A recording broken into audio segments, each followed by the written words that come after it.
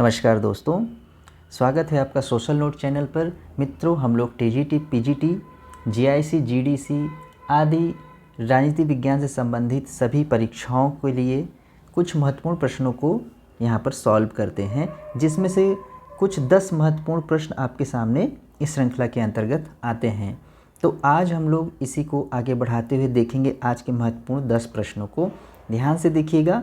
क्योंकि जो पिछली वीडियो थी उससे संबंधित एक क्वेश्चन आपका सीधे यूजीसी नेट में पूछा गया था। ठीक है, अब की बार के एग्ज़ाम के यूजीसी नेट में पूछा गया था और ये हमारे ही चैनल के एक सब्सक्राइबर ने हमें बताया था।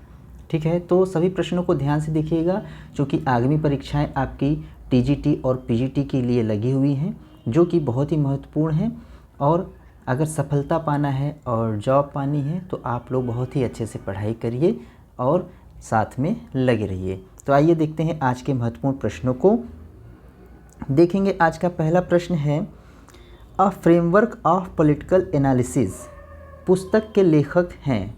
अ फ्रेमवर्क ऑफ पॉलिटिकल एनालिसिस बहुत ही इंपॉर्टेंट पुस्तक है। इसके लेखक कौन हैं? तो David Easton, Almond and Powell, Jean Blondel या सिडनी वर्बा।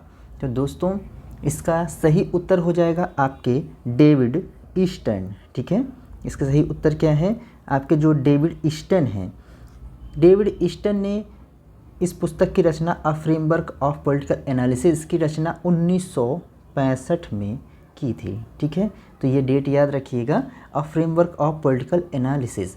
बाकी डेविड ईस्टन की महत्वपूर्ण अन्य पुस्तकें क्या क्या हैं? अ सिस्टम, लिख लीजिएगा, a system analysis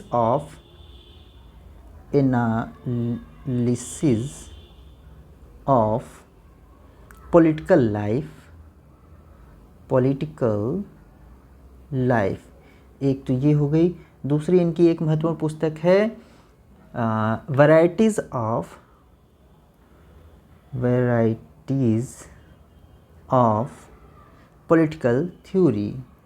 political theory. इसको मैं हिंदी में भी लिख देता हूँ, वैरायटीज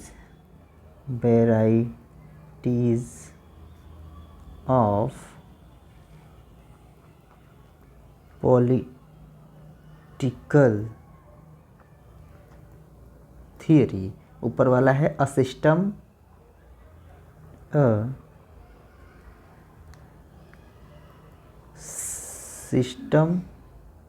एनालिसिस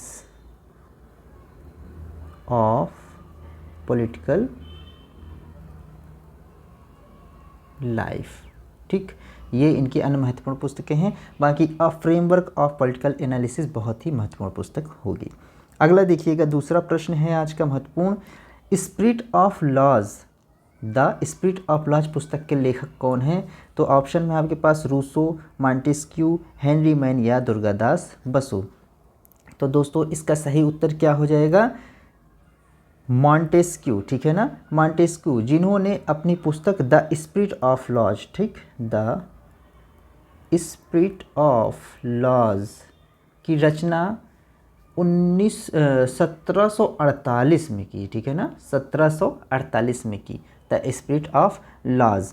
और इसका हिंदी जो आपका अर्थ है क्या होता है कि कानून की आत्मा। कभी कभी ये पूछ लेता है हिंदी में भी, तो आप लोग जानते रहें।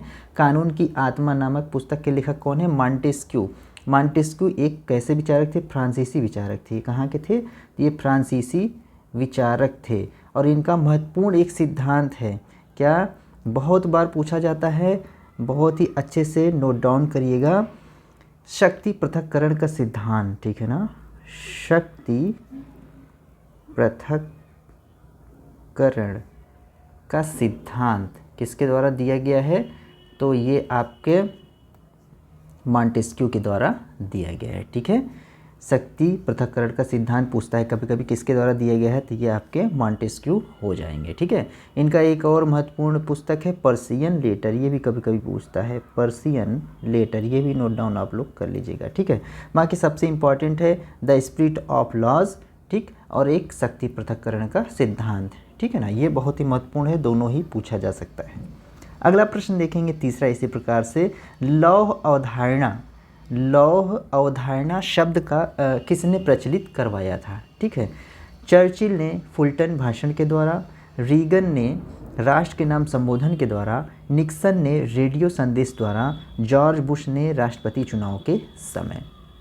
तो दोस्तों लौह आवरण, ठीक, ये लौह आवरण नामक जो आपका शब्द था ये प्रस्तुत किया था द्वितीय विश्व युद्ध के बाद, ठीक है ना। द्वितीय विश्व युद्ध जब समाप्त हो गया था उसके बाद आपके जो ब्रिटिश पीएम थे, ठीक है, British prime minister Winston Churchill, Winston Churchill ये कहाँ जाते हैं? ये अमेरिका की यात्रा पर जाते हैं, ठीक है। वहाँ पर कब जाते हैं अमेरिका की यात्रा पर? तो 1946 में, ठीक है ना। अमेरिका की यात्रा पर 1946 में जाते हैं। वहाँ पर एक स्थान होता है फुलटन, ठीक, फुलटन नामक स्थान पर शांति स्तंभ या लौह आवरण, ठीक है ना, शांति स्तंभ, ठीक, ये नोट डाउन करिएगा। शांति स्तंभ नामक क्या करते हैं? भाषण देते हैं, ठीक है ना। शांति स्तंभ नामक भाषण देते हैं जिसमें जो है लौह आवरण शब्द का प्रयोग किया जाता है, ठीक। और इस जो भाषण रहता है उसमें ये रूस की आलोचना करते हैं। किसकी? रूस की आलोचना करते हैं, क्योंकि सबसे दो महत्वपूर्ण शक्तियाँ थी उस समय आपकी यूएसए एंड यूएसएसआर, ठीक है ना, यूएसएसआर, सोवियत संघ रूस और आपका संयुक्त राष्ट्र संघ, ये दो बहुत महाबड़ी शक्तियाँ थी जिनके बीच में दो विश्व युद्ध हुए, ठीक है ना। तो द्वितीय विश्व युद्ध के बाद क्या होता है कि ब्रिटिश के जो प्राइम मिनिस्टर है विंस्टन चर्चिल, ये आपके अमेरिका की यात्रा पर 1946 में जाते हैं। वहाँ फुलटन नामक स्थान होता है जहाँ पर वो शांति स्तंभ नामक भाषण प्रस्तुत करते हैं। इसमें ये रूस की क्या करते हैं? आलोचना करते हैं, ठीक है। तो इस प्रकार से उत्तर क्या हो जाएगा? ऑप्शन ए, चर्चिल ने फुलटन भाषण के द्वारा, ठीक। बहुत ही अच्छा प्रश्न है, इंपॉर्टेंट प्रश्न है, ध्यान से देखिएगा और नोट डाउन करिएगा। अगला देखेंगे हम लोग चौथा प्रश्न आज का, भारत में पहला नगर निगम कहाँ स्थापित किया? इस प्रकार के प्रश्न भी हमेशा पूछे जाते हैं कि भारत में पहला नगर निगम कहाँ स्थापित किया गया है? कलकत्ता, मद्रास में, बम्बई में या दिल्ली में? तो दोस्तों इसका सही उत्तर क्या हो जाएगा? मद्रास, ठीक है ना।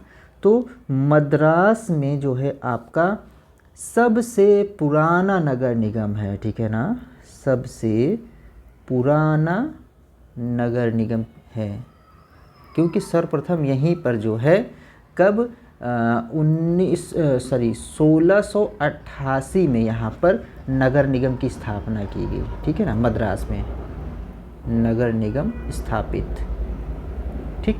तो ये एक महत्वपूर्ण प्रश्न बन जाता है, कई बार यहाँ से क्वेश्चन उठा लेता है आपके टीजीटी और पीजीटी दोनों में। तो याद रखिएगा, भारत का पहला नगर निगम या पूछ ले कि सबसे पुराना नगर निगम कहाँ पर है, तो कहाँ पर बना या स्थापित किया गया, तो वो मद्रास में है। कब? 1688 में, ठीक है। ऑप्शन यहाँ पर बी जो है राइट होगा। इसी तरीके से आपका पांचवा प्रश्न होगा आज के लिए। पांचवा प्रश्न देखिएगा, एक मिनट, नगर निगम की स्थापना की जाती है, ये भी महत्वपूर्ण प्रश्न है कि नगर निगम की स्थापना किस आधार पर की जाती है, किसके द्वारा की जाती है? तो राज्यपाल के द्वारा, राज्य विधानमंडल अधिनियम के द्वारा, संसद के द्वारा या मुख्यमंत्री के द्वारा। अच्छा प्रश्न है, नगर निगम से ये क्वेश्चंस हमेशा पूछे जाते रहे हैं, आपके जीआईसी वगैरह में कई जगह पर ये क्वेश्चन पुटअप होते रहे हैं। तो देखिएगा, नगर निगम की स्थापना जो है दोस्तों, ये राज्य विधानमंडल के अधिनियम के द्वारा बनाया जाता है राज्यों में, ठीक है। राज्यों में जो है ये राज्य विधानमंडल के अधिनियम के द्वारा बनाया जाता है। और ये जो नगर निगम है आपकी, ये नगर निगम है ना, ये नगर निगम क्या होता है? नगर की जो है सबसे, नगर शासन की सबसे उच्चतम इकाई होती है, ठीक है ना, नगर शासन की उच्चतम इकाई, ये उच्चतम इकाई होती है, ठीक है।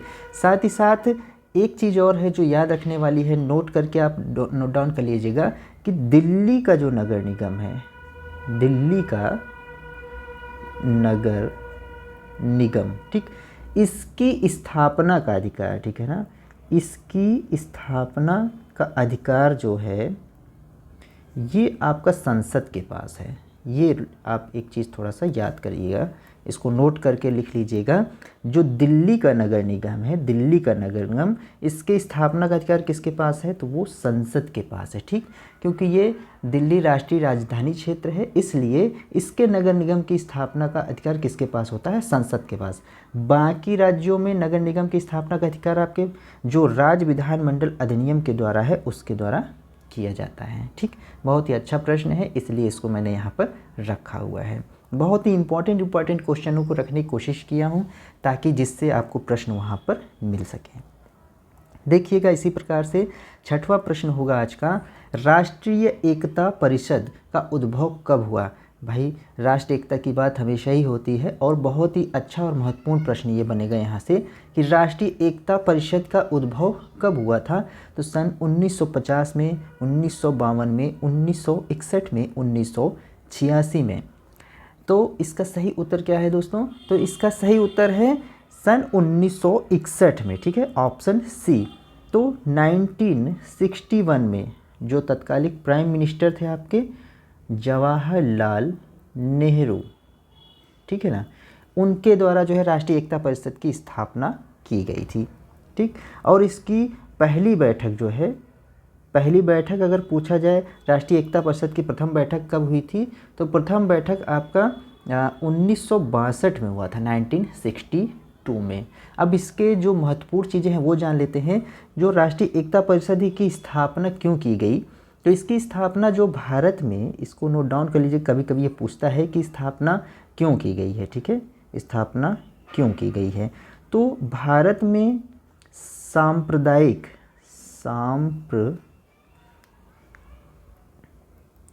सांप्रदायिकता, ठीक है, सांप्रदायिकता, जातिवाद और क्षेत्रवाद जैसी समस्याओं, ठीक है ना, जैसी समस्याओं के समाधान के लिए, ठीक। क्या क्या? आपकी सांप्रदायिक, जातिवाद और क्षेत्रवाद जैसी समस्याओं के समाधान के लिए इस समिति का गठन किया गया, ठीक है। और इसके अध्यक्ष कौन होते हैं? तो प्राइम मिनिस्टर होते हैं। तो इस प्रकार से इसके वर्तमान अध्यक्ष पूछा जाएगा, तो वर्तमान अध्यक्ष कौन है? तो हमारे प्राइम मिनिस्टर मोदी जी, ठीक है ना। अब पूछता है कभी कभी कि यह कैसा निकाय है? तो ये एक सलाहकारी निकाय है, ठीक है। तो ये क्या है? ये सरकार की सलाहकारी निकाय है। ये सब नोट डाउन करिएगा भैया, बहुत इंपॉर्टेंट है, क्योंकि क्वेश्चन कहीं से भी पूछ सकता है, ठीक है। तो ये कैसा है? तो सलाहकारी निकाय है, ठीक है। और इसकी सदस्य संख्या पूछ ले, तो सदस्यों की संख्या यहाँ पर होती है टोटल 147। तो ये कुछ महत्वपूर्ण चीज़ें थी, एक बार और देख लीजिएगा कि राष्ट्रीय एकता परिषद की स्थापना पूछता है तो 1961 में किसके द्वारा? प्राइम मिनिस्टर जवाहरलाल नेहरू के द्वारा किया गया था। इसकी पहली बैठक कब हुई थी? तो 1962 में हुई थी। और इसकी स्थापना किस लिए हुई? तो इसकी स्थापना हुई थी भारत में सांप्रदायिकता, जातिवाद और क्षेत्रवाद जैसी समस्याओं के निपटारे के लिए हुई थी। वर्तमान में इसके अध्यक्ष पूछें तो मोदी जी हैं। और यह एक प्रकार की सलाहकारी निकाय है, ठीक है ना। कैसे निकाय है? तो यह सलाहकारी निकाय है और इसके सदस्यों की संख्या 147 होती है। अच्छा प्रश्न है, कहीं से भी पूछा जा सकता है। चलिए इसी प्रकार से अगला देखेंगे। आज का 7वां प्रश्न है, लोकायुक्त अपना प्रतिवेदन किसके समक्ष प्रस्तुत करता है? लोकायुक्त बहुत ही इंपॉर्टेंट है, ठीक है ना, यहाँ से क्वेश्चन बनता ही बनता है। तो लोकायुक्त अपना प्रतिवेदन किसके समक्ष प्रस्तुत करता है? मुख्यमंत्री को, उच्च न्यायालय के मुख्य न्यायाधीश को, राज्यपाल को, विधानसभा अध्यक्ष को। तो दोस्तों हम लोग दो शब्दों को सुनते रहते हैं हमेशा, एक लोकपाल और दूसरा लोकायुक्त, ठीक है ना।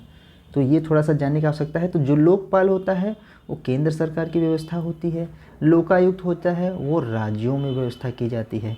ये होता क्या है लोकपाल और लोकायुक्त? इनकी स्थापना की जाती है भ्रष्टाचार नियंत्रण के लिए। सबसे महत्वपूर्ण क्यों स्थापना होती है? तो ये होता है स्थापना इसका भ्रष्टाचार नियंत्रण की इकाई समझिए इसको, ठीक है।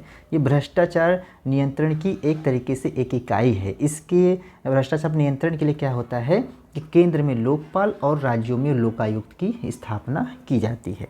तो दोस्तों यहाँ पर क्या होता है कि जो इसका वार्षिक प्रतिवेदन होता है या इसका जो अपना लोकायुक्त का जो अपना प्रतिवेदन होता है, ये राज्यपाल के समक्ष जो है किसके समक्ष प्रस्तुत करता है, तो यहाँ पर ये राज्यपाल हो जाएगा, ठीक है, राज्यपाल को। और राज्यपाल क्या करता है, राज्यपाल जो है क्या करता है कि विधानमंडल के समक्ष आपका प्रस्तुत करवाता है, विधानमंडल के समक्ष रखवाता है, ठीक है। अगर पूछता है कि लोकायुक्त अपना प्रतिवेदन किसको देता है, तो आप सीधे लगाइएगा राज्यपाल को। यहाँ कंफ्यूज नहीं होना है विधानसभा अध्यक्ष को या जो है विधानमंडल को डायरेक्टली, ऐसा कुछ नहीं। तो पहले ये अपना राज्यपाल को सौंपता है और राज्यपाल जो है राज्यपाल के द्वारा विधानमंडल के समक्ष इसको प्रस्तुत किया जाता है, ठीक है। तो यहाँ पर ऑप्शन सी हो जाएगा राज्यपाल को। अच्छा प्रश्न है, कंफ्यूज मत होइएगा। कोई भी कंफ्यूजन हो तो इसको थोड़ा सा रीड कर लीजिएगा, ठीक है, एक बार रीड कर लीजिएगा, इसकी स्थापना वगैरह सारी चीज़ें, ठीक है। बहुत सी चीज़ें कई बार हम लोगों ने इसको किया भी है और ये हमेशा आने की संभावना यहाँ से बनती रहती है, ठीक है। अगला प्रश्न देखा जाएगा। 8वां क्वेश्चन है, भारत में केंद्रीय वित्त मंत्री बजट पेश करता है राज्यसभा में, लोकसभा में, ठीक है। एक बार देखिए, भारत में केंद्रीय वित्त मंत्री बजट पेश करता है राज्यसभा में, लोकसभा में, दोनों सदनों के संयुक्त अधिवेशन में या राष्ट्रपति के समक्ष। भारत में जो, यानी कि यहाँ से देखिए क्वेश्चन ये बनता है कि कभी कभी पूछता है कि भारत में बजट कौन पेश करता है, तो ये क्वेश्चन बनता है यहाँ से, तो केंद्रीय वित्त मंत्री बजट पेश करता है, यहाँ से एक क्वेश्चन बन जाता है, ठीक है, याद रखिएगा। पूछता है कि बजट कौन पेश करता है भारत में, तो केंद्रीय वित्त मंत्री के द्वारा जो है प्रस्तुत किया जाता है। अब पूछ रहा है कहाँ पर पेश करता है, कैसे पेश करता है।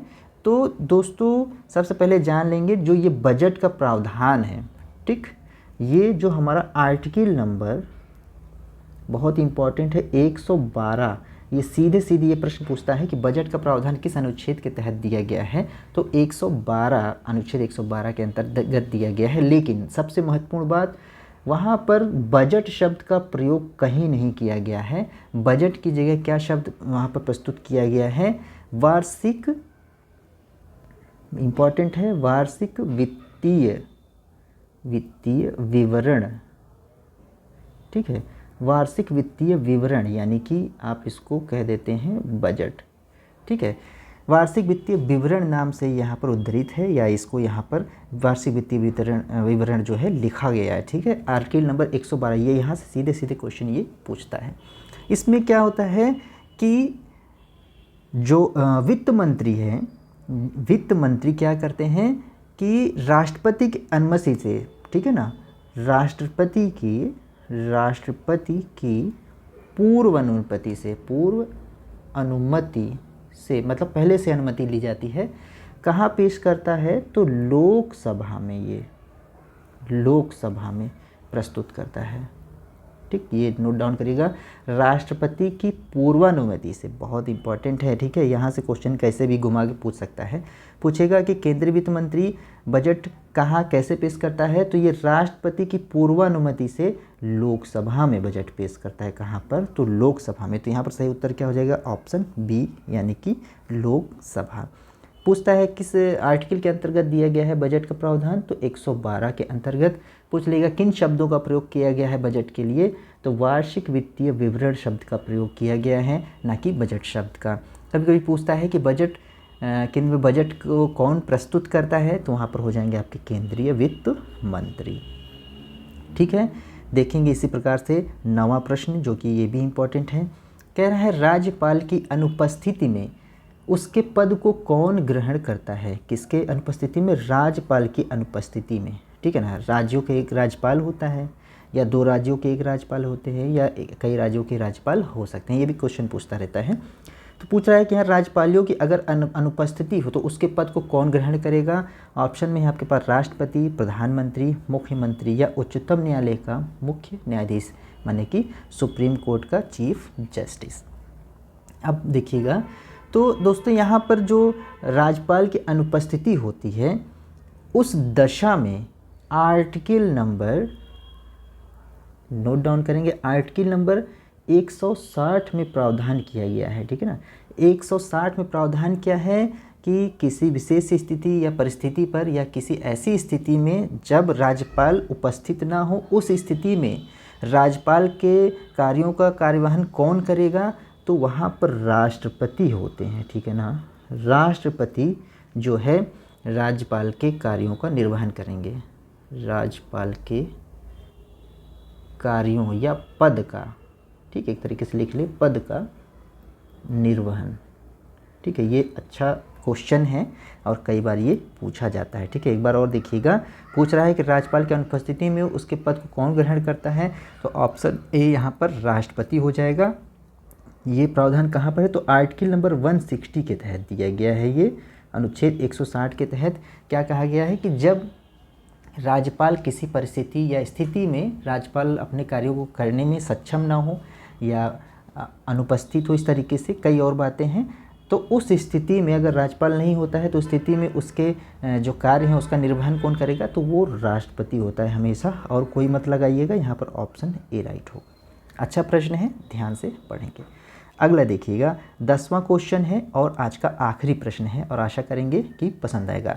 भारतीय संसद की सबसे महत्वपूर्ण समिति कौन सी है, लाखों बार पूछा हुआ है कई एग्जामों में, ठीक है, और बहुत ही अच्छा प्रश्न है, कई बार पूछता है ये।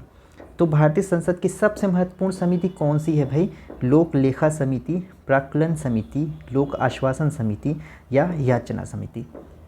तो दोस्तों भारतीय संसद की सबसे महत्वपूर्ण समिति आपकी लोक लेखा समिति यानी कि पब्लिक अकाउंट कमेटी, ठीक है ना, पब्लिक अकाउंट कमेटी, ठीक है ना, सबसे महत्वपूर्ण समिति होती है ये क्या करते हैं कि जो लोक व्यय हैं, ठीक है ना, लोक व्यय पर नियंत्रण करता है। लोक व्यय जो होता है उसका लेखा जोखा रखता है, उसके व्ययों पर नियंत्रण रखता है, ठीक है, कैग की जो वार्षिक वित्तीय होता है उसकी जांच करता है, आदि आदि चीज़ें लोक लेखा समिति करता है। और ये भारतीय संसद या संसदीय समिति होती है। कैसी समिति है ये, संसदीय समिति है, ठीक है ना, ये संसदीय समिति है। बहुत ही इंपॉर्टेंट क्वेश्चन है, ठीक है ना। सबसे महत्वपूर्ण समिति कौन सी है, तो लोक लेखा समिति, ठीक है।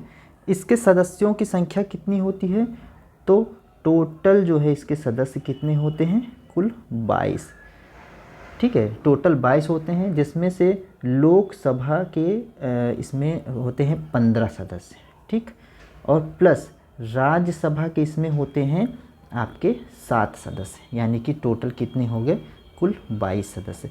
कभी कभी पूछता है कि लोक लेखा समिति का कार्यकाल पूछ लेता है, ये भी अच्छा है, प्रश्न बनता है यहाँ से, कार्यकाल पूछता है तो ये इसका कार्यकाल होता है 1 वर्ष, याद रखिएगा, बहुत ही महत्वपूर्ण है, ठीक। तो यहाँ से देखिएगा एक बार और इसको समझ लेंगे कि भारतीय संसद की सबसे महत्वपूर्ण समिति कौन सी है, तो लोक लेखा समिति, पब्लिक अकाउंट कमेटी। क्या काम है इसका, लोक व्यय पर नियंत्रण रखना, ठीक है, जो भी चीज़ें होती हैं उनका जांच करना, परीक्षण करना, ठीक है। ये कैसा है, संसदीय समिति होती है।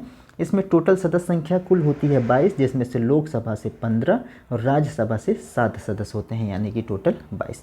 इनका कार्यकाल पूछता है महत्वपूर्ण, तो इनका कार्यकाल 1 वर्ष का होता है, बहुत ही महत्वपूर्ण है, 1 वर्ष का, ठीक है, इम्पॉर्टेंट है। तो दोस्तों ये थे कुछ आज के 10 प्रश्न, ठीक है। आशा करता है कि ये प्रश्न जितने भी हैं आपको पसंद आए होंगे। आपकी जो अभी टीजीटी और पीजीटी की परीक्षाएं जो कि अभी समझ में आ रहा है कि मुझे जो लगता है कि मार्च या अप्रैल के मंथ में, यानी कि 2023 में ये एग्ज़ाम आपका जाएगा, उस महीने में ये एग्ज़ाम्स हो सकते हैं, ठीक है। लेकिन अभी टाइम है आपके पास, अच्छे से तैयारी करिए। और साथ ही साथ अभी आपकी जीआईसी है, ठीक है, और जीडीसी है और एलटी ग्रेड है, ठीक है, और भी कई तरीके की सेंट्रल की जो भी वैकेंसीज़ हैं, डीएसएसबी वगैरह, केवीएस वगैरह, वो सब वैकेंसीज़ आपकी आती रहती हैं ना, केवीएस हो गया, डीएसएसबी हो गया, यानी दिल्ली बोर्ड चयन का हो गया, ये सारी परीक्षाएं जो हैं आपके सामने आने की संभावना है। फ़िलहाल हमारे सामने है टीजीटी पीजीटी, तो उसी को मद्देनज़र रखते हुए हम लोग इसकी तैयारी कर रहे हैं।